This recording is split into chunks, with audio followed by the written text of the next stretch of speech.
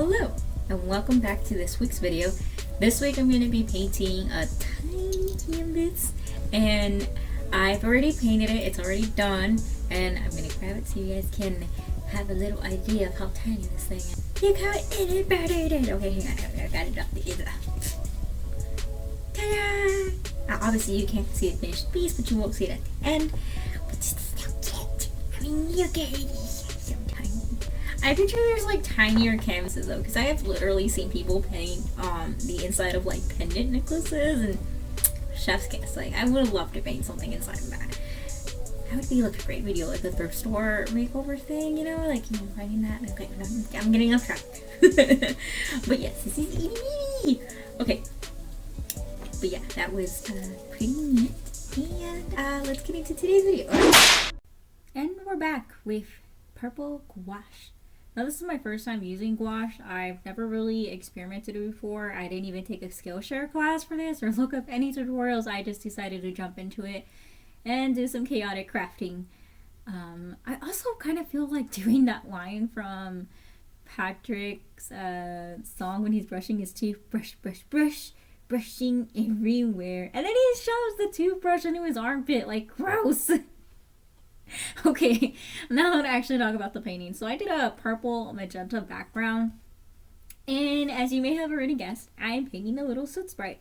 I don't know, I just thought it would be super cute to draw a series of tiny canvas paintings of the little soot sprites having like different hats. I had originally thought of doing that for my banner and my wall instead of doing like the little blob mural.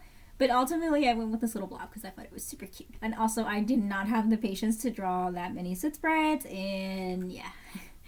It was just a combination of laziness. So as you can see, like, I tried to do the eyes, and again, this is like part of the problem with me just jumping headfirst into using gouache.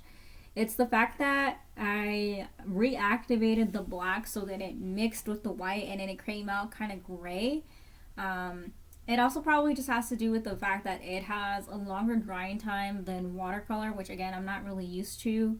I had to really be careful and adjust how I was working because of that.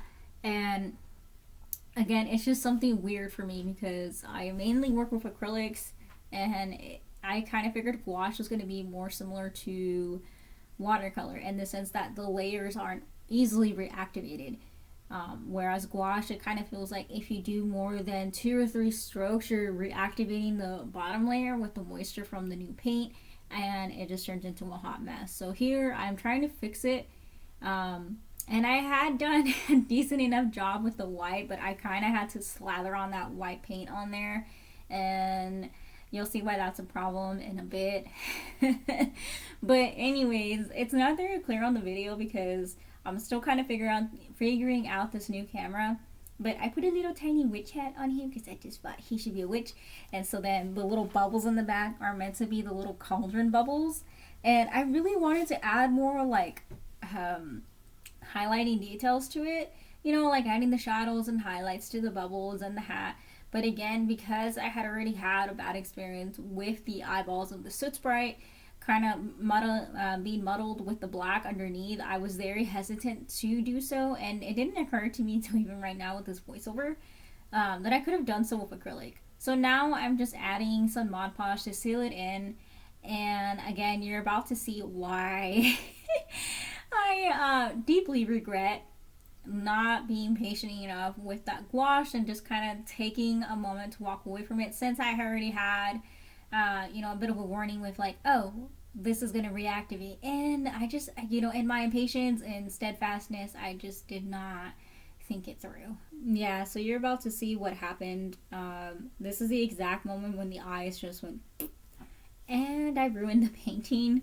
But in a sense, it's okay because it is supposed to be a spooky painting, so I'm just imagining like, oh, maybe he's falling and stuff. So I'm just gonna bring him in for a closer view so you guys can see what happened. Okay, so we've reached the end of the painting. And well, this was an unfortunate accident because I was too impatient to, I'm just gonna put that out because obviously I can't be trusted to be able to coordinate myself. But yeah, this was unfortunate, but it's smeared. The hubs kind of made me feel better about it though, saying that it just kind of looks like it was intentional. I mean, it's supposed to be spooky anyway, so I guess it works. Anyways, I did buy more canvas panels to practice more with gouache. Definitely plan on watching a Skillshare on how to use gouache more, because I went into it blindly, just trying to experiment with it. And obviously it's a whole different medium than watercolor.